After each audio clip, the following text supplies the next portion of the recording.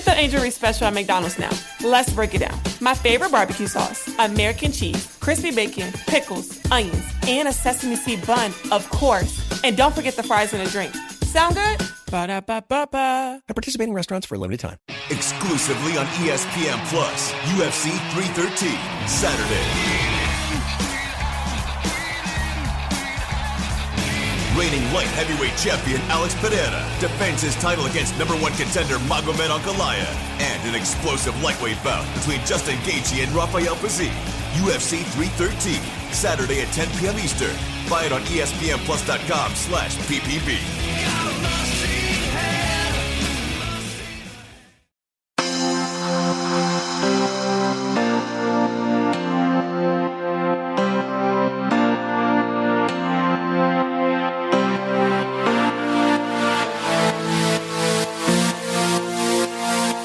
Hello and welcome to Outward, Slate's LGBTQ podcast. I'm Christina Cauterucci, a senior writer at Slate.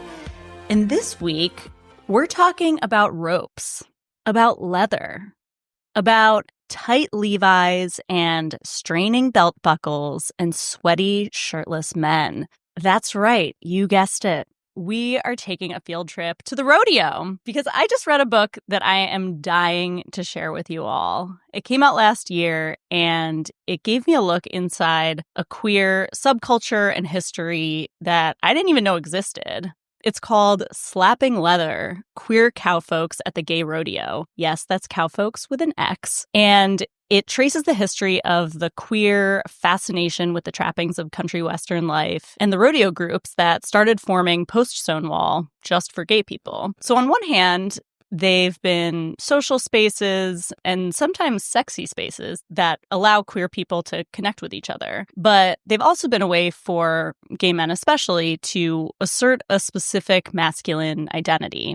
And the Gay Rodeo is a little microcosm of queer life in that it had its own way of responding to the AIDS crisis and its own internal debates about things like respectability politics. So this book incorporates a ton of archival research and more than 70 oral histories collected by two historians of gender and sexuality in the American West, Alyssa Ford and Rebecca Scofield. And as luck would have it, Rebecca is here with us this week to talk about it.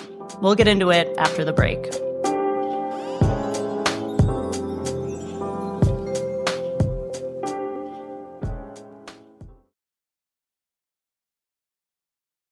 Oh, Outward listeners, here's some scoop for you. So what is it, you ask? It's that Discover is accepted at 99% of places that take credit cards nationwide.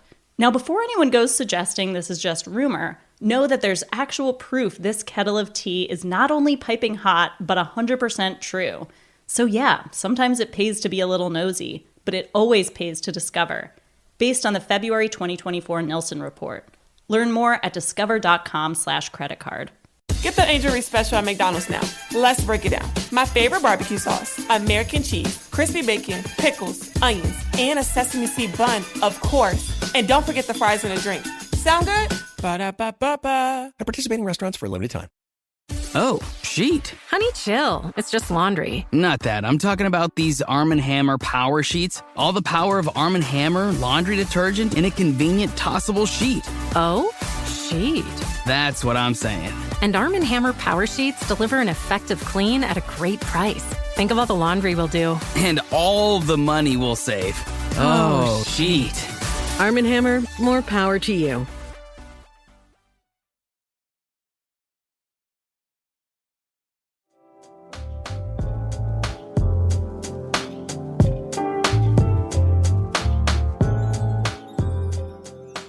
We're back with Rebecca Scofield, one of the authors of Slapping Leather, Queer Cowfolx at the Gay Rodeo.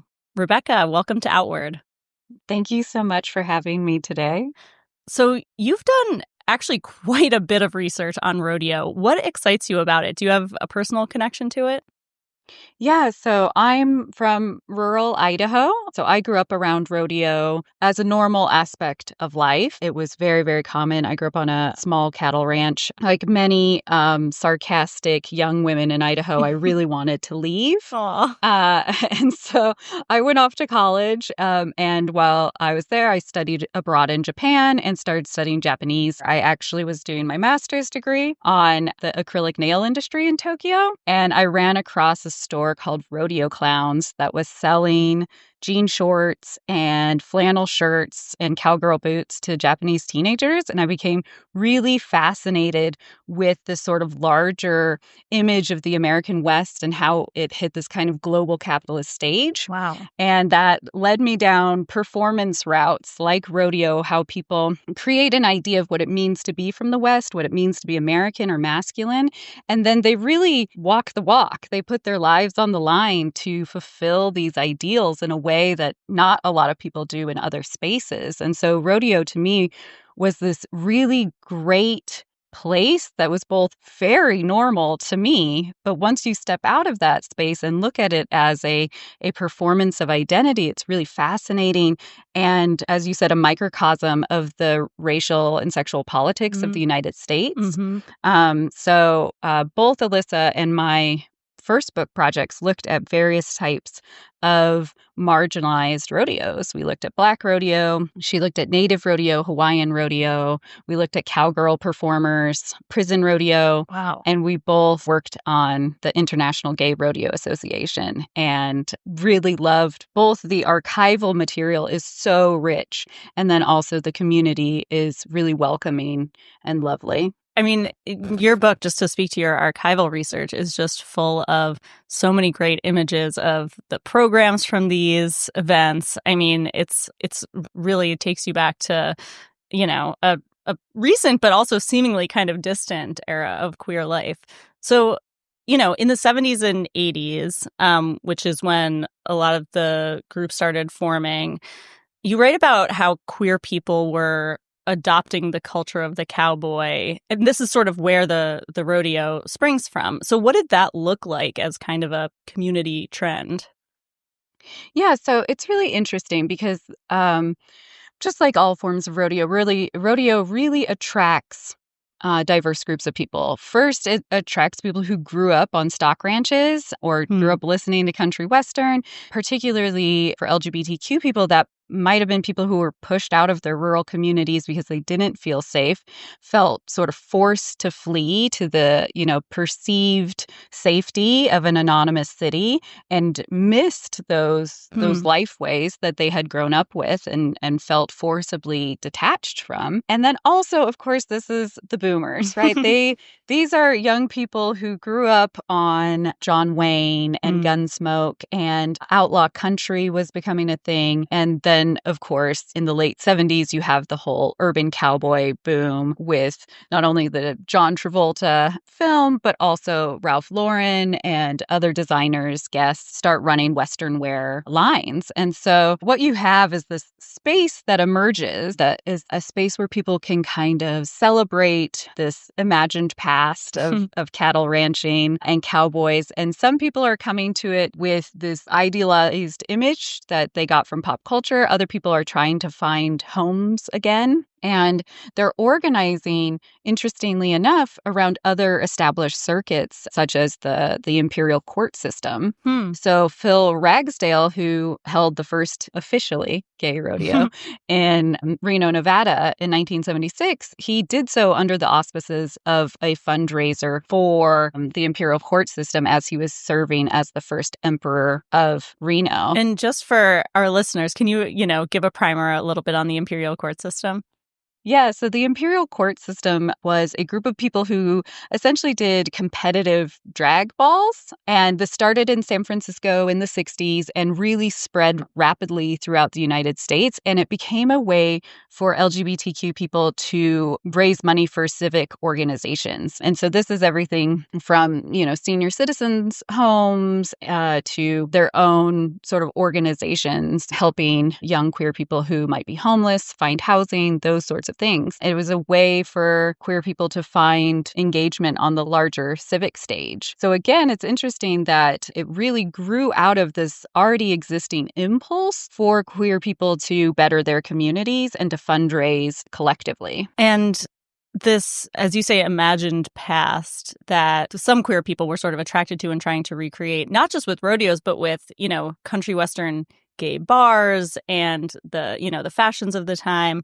This was both, an American, like a broader trend to sort of assert masculinity after the Vietnam War and then the disco movement, which that is just like a really fascinating part of the book to think about it in terms of that recent history and how it brought us into the highly masculinized and conservative 80s. But queer people also had, especially gay men, their own reasons for wanting to embrace that. What was it about that masculinity that so attracted this large segment of gay men? Yeah, I mean, I think when we look at early 20th century LGBTQ history, it's all about the conflation of gender and sexuality, right? So if you are a gay man, you must be effeminate. And by the time we are hitting Stonewall, there's this pushback, right? In the context of these much larger conversations about feminism and women's roles in the home and defeats in Vietnam and long-haired hippies and needing to get back and, make America great again in Reagan style. And there was this push that essentially gay men felt as well, that they felt that they were men too. And at the time, there wasn't as much space for hypermasculinity in that conversation. And so gay cowboys really emerge alongside a lot of hypermasculine gay men like Leatherman, Bears, Clones, this kind of hyper-stylized, super ripped, usually white, cis gay man. And they really blended well the sort of brown leather and black leather of leather in general, but also particularly motorcycle gangs. There was a lot of sort of interplay between those communities because they spoke a lot of the same language about wanting to be acknowledged as men in wider society. And so there is some interest in demonstrating that cowboys were always gay. And so there's a lot of sort of looks at the time at this sort of notion of partners, right? Or partners that, cowboys actually weren't alone a lot of the time. They were with other men in homosocial settings that often separated them from women for months at a time in brutal working conditions. So again, I would say there was this idea, because we're also right around the bicentennial, this sort of desire to be acknowledged as American in a central way and as men. Yeah. I mean, I can also see at this point in the gay liberation movement coming out of the early energy after Stonewall and then the backlash that came in the late 70s, how this would seem to be a moment of, asserting almost like normalcy maybe in a way too. Well, and it really helped build the kind of, what we refer to now as homonormativity, right? Yeah. The idea that the mainstream LGBTQ movement of the 80s and 90s really focused on things that didn't seem deviant to a larger American public. So service in the military, marriage, children, the ability to adopt, those sorts of things. And so in a lot of ways, what's so interesting about Gay Rodeo is you do run into a lot of people who are quite radical.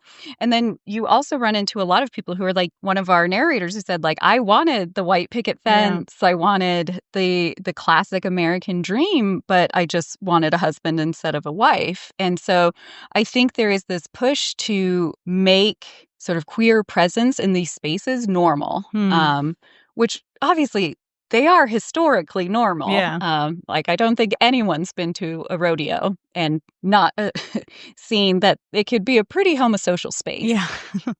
And so they are historically normal, but to the American public, how to make that read. And then there's also a really tough balance between safety and promotion. Yeah. Especially as the sort of hate ramps up with the AIDS crisis and into the 90s with the advent of the internet, where you just have a lot more people having access to you, you see this kind of direct hate email really increase. And so that has always been a tough thing for LGBTQ cow people to navigate, of like, how do we promote our association, but we still keep people safe? Can you describe a gay rodeo for me and how it differs from a straight rodeo in terms of both what happens and also the audience? Yeah. So it mainly looks exactly like any other rodeo you would attend. Lots of chaps and boots, some ladies in sequins, but lots of country music. And I think the big place where it differs is the events. So in a lot of ways, they differ, but they also reflect a longer rodeo history. So when rodeo first started, there were rough stock riding events for women. In fact, they were so good at them that they had to segregate them out because women almost started beating male champions. And for those of us who aren't as familiar with rodeo, what's a rough stock riding? Sorry. I mean, I have a lot of images in my head right now, but I think I need it explained to me. Yeah, thanks for the reminder. Yeah, so rough stock are the crowd favorites. So bronc riding, bull riding, steer riding, the things that are most likely to result in your skull getting crushed. So, women really participated in those in the early century and then got sort of squeezed out in the mid-century and kind of relegated to barrel racing. And what made IGRA, the International Gay Rodeo Association, when it organized in 1985, so appealing to a lot of women was that you could bronc ride, bull ride, steer ride. And for men, they could also do barrels, flags, and then everybody can also participate in things like shoot dogging, which is also called steer wrestling. This is steer wrestling on foot. So instead of dropping from a running horse onto a steer and wrestling it to the ground, you just stand by the chute. And when they exit the chute, you grab them and fling your own body and theirs down onto the ground. Now, what's really interesting, though, is that anyone can do any of these events, but they are still in gender-segregated categories. And you can choose which categories to compete in, but it does remain a point of contestation in the association because it still tends to lean more towards men. So the way in which structures work to win pots in rodeo, the more contestants you have, the more money you can win. So even when women are putting up higher scores, sometimes they're taking home less money. Classic. So, yes, it's very classic. And it's very microcosm of life again. Yeah. And I think really reading the early rule book, there were women involved from the very get-go, but they did have to fight hard for some things. Just the title is Gay Rodeo, and you'll ask them about that. And you have a lot of men being like, we asked the lesbians. They were fine, not including lesbian. And in one of the rule books early on, it said the pronoun he shall be taken to mean everyone. And that did not last more than a year. I'm sure there was quite some pushback. So it is really interesting, too, the way in which this space is so reflective of this kind of Reagan's America, push towards greater understanding and inclusivity in terms of sexuality, but still not always as attentive to the gender dynamics within that. Yeah. You also write about something called wild cow milking. Can you explain that? Oh, yes. I'm so sorry. And then, of course. So there's lots of, if anyone's been to a rodeo, local rodeos tend to run more entertaining or wild events during, slack time, things like that. So things like chuck wagon racing, goat tying, things like this. And Gay Rodeo adopted these as official events. So you can actually earn points towards being an all-around cowboy or an all-around cowgirl by participating in. So there's the three, what are referred to as camp events, are goat dressing, where you put underwear on a goat, and steer dressing, where you tie a bow on the back of a steer's tail, and then the wild drag race, in which a person in female clothing has to mount a steer while two other people direct the steer over a line. And that's the one where it actually has the highest injury rates. And a lot of times this is what's really difficult about these, because tying a bow on a steer's tail doesn't sound that bad unless you've ever worked with steers and you know they're going to kick you.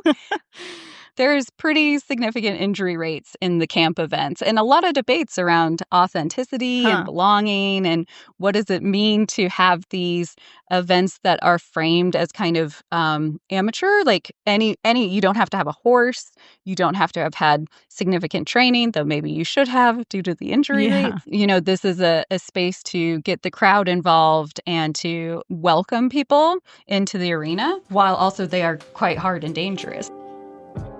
We're going to take a quick break, and we'll be right back.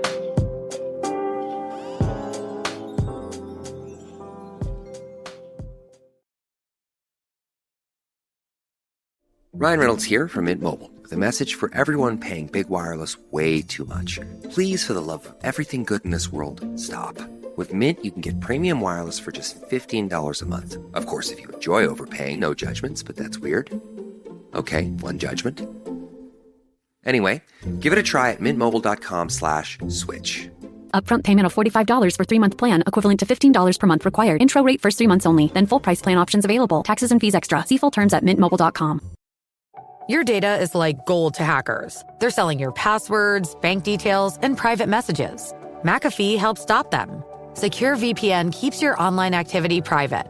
AI-powered text scam detector spots phishing attempts instantly. And with award-winning antivirus, you get top-tier hacker protection. Plus, you'll get up to $2 million in identity theft coverage, all for just $39.99 for your first year. Visit McAfee.com. Cancel anytime. Terms apply.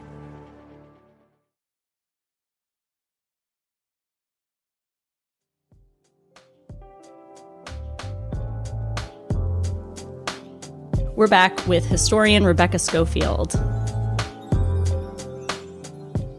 You have this really poignant quote that you found in a newspaper article from 1981 about a Reno rodeo, where there was one of these professional riders who competed in the Gay Rodeo under a fake name, which was very common. In fact, I think some of them required the use of a fake name just to make it feel safe for people, you know, to not be outed, I guess, in their community. But the newspaper article said, you know, here he competes as himself, but under a fake name.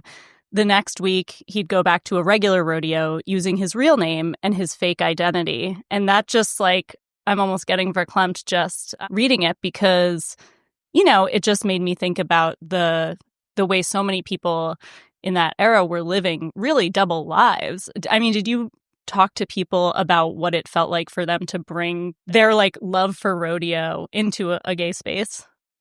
Yeah, absolutely. So a lot of people talked about, you know, what it meant to grow up in rural America and to love a place so deeply, to feel so ingrained in the land around you and then not be able to be yourself. And then to go to a city that had a very particular understanding of what gay culture was, with, you know, club life and clones and this desire for a slower pace, beer-centered, horse-centered life was really taken from them. And they talked a lot about the way in which they would navigate the fact they're at gay rodeos. People talked about bringing their families for the first time, and maybe their families had seen them rodeo in lots of other spaces, but they would narrate it as, this was the first time my family saw me really rodeo, really do the sport that I love, and just be able to be in a space that didn't feel inherently threatening. You know, you talk about how these events that people are competing in are inherently risky. I mean, injuries are not uncommon, I gather, among rodeo participants. Does that play into the sort of gender dynamics of it too, in the sense that this is, you know, a really masculine space? Absolutely. And always has on mainstream circuits as well. It's always been the conversation. In fact, women in part got pushed out of rough stock because Bonnie McCarroll very famously died at a Pendleton roundup because while she was bronc riding, they forced her to hobble her stirrups, which means you tie it under the belly of the horse so that women's legs wouldn't fly up and be, you know, improper. And oh my God. Foot got hung up in the stirrup and she was trampled and died. And so there was a big push to protect women.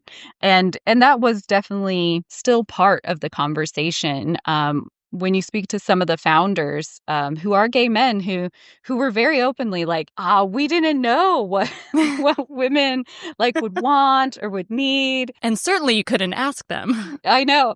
Luckily, they had lesbian women like on the board being like, please stop. Like, please stop. One guy was like, yeah, are their boobs going to hit them in the face Oh my while God. they're riding?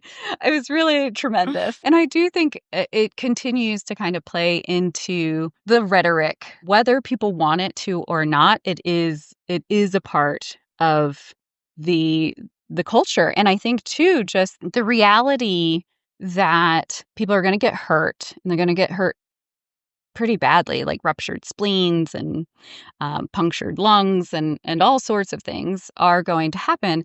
There is still this real gendered impulse. And I think even country western in and of itself is actually very hard at times to like be a woman. I don't know. I'm kind of riffing here, but even, we talk about the sort of structure of the Western wear uniform as it was created over the 20th century. Obviously doesn't reflect the 19th century West in any way. Like Levi's were not what cowboys would have worn, like miners wore them anyways. But so, this kind of like country Western uniform is designed, and it is like not really designed for women or anyone who have hips or boobs. It's like this very lanky, cylindrical silhouette. For instance, drag queens are really pressured in the royalty contest to adhere to essentially a Reagan-era notion of country Western. And they are blamed when they sort of show up in glamorous dresses. But then, how do you fit, all the drag queens' bodily accoutrements under that outfit? And so it was really great, to meet drag queens on the circuit who were very open about that they were pushing back on this. And one of my favorite people I talked to, Marie Antoinette Dubarry, who was at the time Miss Nevada Gay Rodeo, I believe. And she talked about like, no, I grew up in Santa Fe. Like, no, I know what I'm doing. Like, I am from this space. I get to be from this space. I am going to wear ridiculous poofy dresses. And that's what 19th century, Victorian era women would have worn in the West. They would have worn bustles and corsets. Good for her. Yeah, bring the historical receipts. Exactly. I loved it. And just, that there were spaces in which people had to assert a different vision. And largely, I think people accepted it once it was asserted, but there had to be some conscientiousness in that. You had to really make the decision to, like, today I'm going to not wear Western wear. So gay rodeo associations popped up all over the country.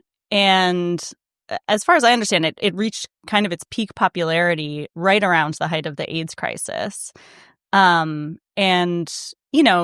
no queer institution was untouched by the AIDS epidemic. But how did it particularly affect the culture and the kind of sexuality of the rodeo scene? Yeah, obviously this was hugely impactful for gay rodeo on a multitude of levels. So really between 1985 and 1995 is when IGRA expands at a rapid pace. And I think there, broader country Western trends and things like that obviously helped with that. But really, it also became a space that was already prepared to fundraise that could be kind of activated towards funneling money from the community to AIDS organizations. And obviously, the death toll had a significant effect on membership in IGRA too, in that this is really, cisgender men who often looked for a space to cruise at gay rodeos, that this was a place where you could engage in sex and fairly,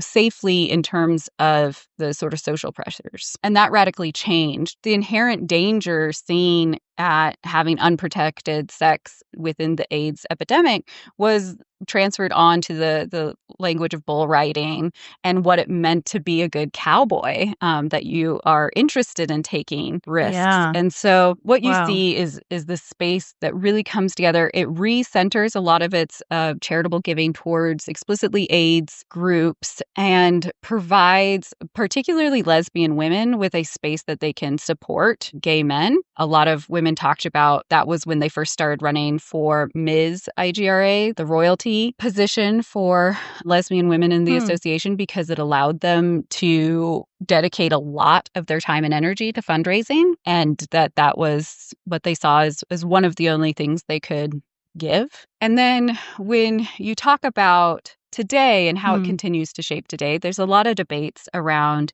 whether or not the kind of trauma of AIDS should continue to have a central space in the narrative of IGRA, because for some people it is like young people need to know about it, right? They need to know what we lived through in order to maintain these spaces.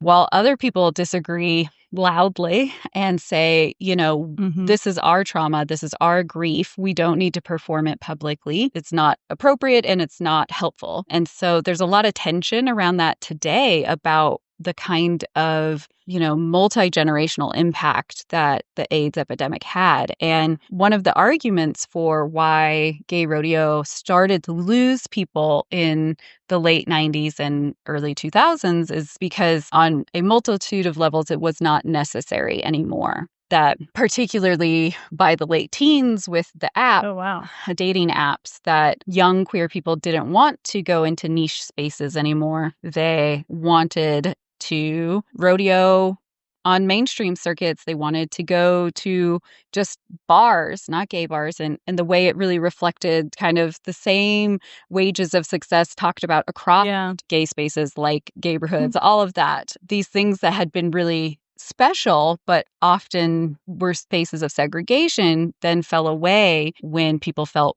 more accepted and that there was less of a crisis to answer. And that question of what to do in the aftermath of that it still persists today. And then, of course, with the added complication of COVID. Oh my gosh, yeah. I mean, this, like you said, it's truly the story of every precious queer space. But even before that, I mean, there were times when it seems like across the decades, there was kind of an ongoing but maybe shifting debate within gay rodeos about, respectability in general, how much to sort of advertise the sexual aspect of it.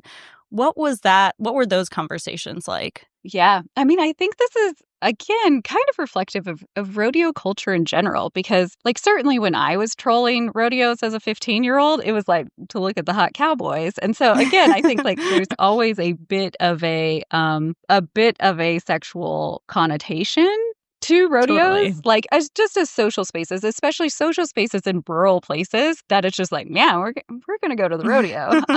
So again, I think that has always been part and parcel with rodeos, this sort of idea of bringing young people together, and often young, very fit people who like danger.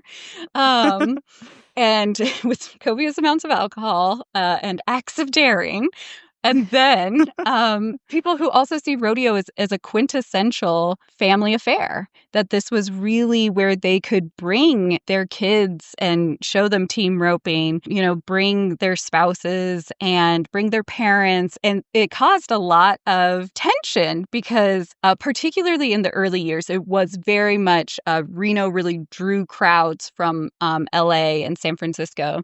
And so it was just, thousands of shirtless, ripped men there to have a good time, right? And we've been told the parties were quite fun. I'm sure. Yeah. And the relationships even that IGRA had with specific bars like Charlie's of Denver, that it's really bar owners that are helping popularize rodeo associations, are helping advertise, are helping sponsor, are running party buses out to the rodeo grounds, creating the maps for everyone visiting town to hit all the various gay hotspots, all of these things. It's really tied together. And then, especially as the association in general starts to age, there's a question about, but can we bring our kids? Should we bring our kids? And also, how do you present that to the American public, right? When people are doing editorials on your association, or they're trying to give you good press, you can't really advertise it openly as like, yeah, it's a great place to hook up. It's always like, oh, no, there's a family-friendly vibe. And, we welcome everyone. And especially during the AIDS crisis, too, right? Where straight Americans were looking at gay sex and thinking about gay people as vectors of disease, and created an extremely homophobic environment for the rodeos, too, I bet. Yes. One of the only rodeos to be canceled was because of the AIDS crisis, where a small town outside Reno essentially said that it was a public safety hazard, initially refused to rent the county fairgrounds, and then forcibly canceled the contract with a private rodeo arena owner. And, they cited dust as an issue. My God. And the lack of, appropriate number of police officers, though there were plenty of police officers to arrive and forcibly escort people from the premises and take their photos. So, yeah, It absolutely changed the dynamics about what it meant. And so many gay rodeoers, I think, narrated that double closet, that they came out in the 70s and then they went back in the 80s because of what AIDS and the fear of AIDS meant to people. And then it became one more way to kind of rile up a community against a group of gay rodeoers. I wanted to ask what you make of this seeming sort of resurgence of interest in country western queer life. I know there's a bunch of queer line dancing events that have popped up. I went to one in New York. There's, DC, San Francisco, LA, they're everywhere. What do you make of it? I think we can't say enough about Chapel Roan and what she's done for, rural gay people, particularly with a Midwestern vision on that, not just like the far West. But I think, we can look back at Lil Nas X and this push by Black cowboys and queer cowboys and trans cow people, especially people who have been left out of a narrative they so clearly belong in. Yeah. I think that it is very easy at this point to, as you say, show up with the historical receipts about what 19th century range living was like. And it was not middle-class white cis men doing these jobs. It was immigrant and Black and Native and vaquero cowboys. It was working class, it was homosocial, multilingual, and incredibly hard and deviant in a lot of ways by Victorian social standards. So having people even like Beyonce's Cowboy Carter coming forward and saying no, if anyone gets to claim being a cowboy, a Black woman from Houston is definitely it. Alyssa and I actually wrote on Cowboy Carter of demonstrating the way in which country western as a genre of, everything has always in some ways been gatekeeping because it grew up at the same time as Jim Crow. These moments in time intersected with each other. And so the people who should have been at the heart of this story of, American exceptionalism were actually left out. And now I think people have the space to push back and say, absolutely not. This is much my culture as it is yours. And I think there's a lot of aesthetic pleasure in that. It's obviously a fun aesthetic. It's a beautiful gender fluid or gender neutral aesthetic. It's a real working class aesthetic in a lot of ways. And I think that it allows people to feel comfortable in their identities in a time when politics are telling them they don't belong. I think that's a good place to end. Rebecca Scofield is a professor of history at the University of Idaho, and her book with Alyssa Ford is called Slapping Leather, Queer Cowfolx at the Gay Rodeo. Rebecca, thank you so much for being here. Thank you so much for having me. All right, so now we get to do our... That's all for our main show today, but there's always more Outward over in our Slate Plus feed. This week, Rebecca Scofield will stick around to help us update the gay agenda. If you're not already a subscriber, remember, by joining Slate Plus, you'll get ad-free podcasts, extra segments on all our shows, and you'll never hit a paywall on the Slate site. Subscribe now on Apple Podcasts by clicking Try Free at the top of the Outward show page, or visit slate.com/outwardplus to get access wherever you listen. We're always eager to hear your feedback and your topic ideas. You can send them to us at outwardpodcast@slate.com. Our show is produced by our very own cowgirl, Palace Shaw. If you like Outward, please subscribe in your podcast app, tell your friends about it, and rate and review us so other people can find us. Stay gay.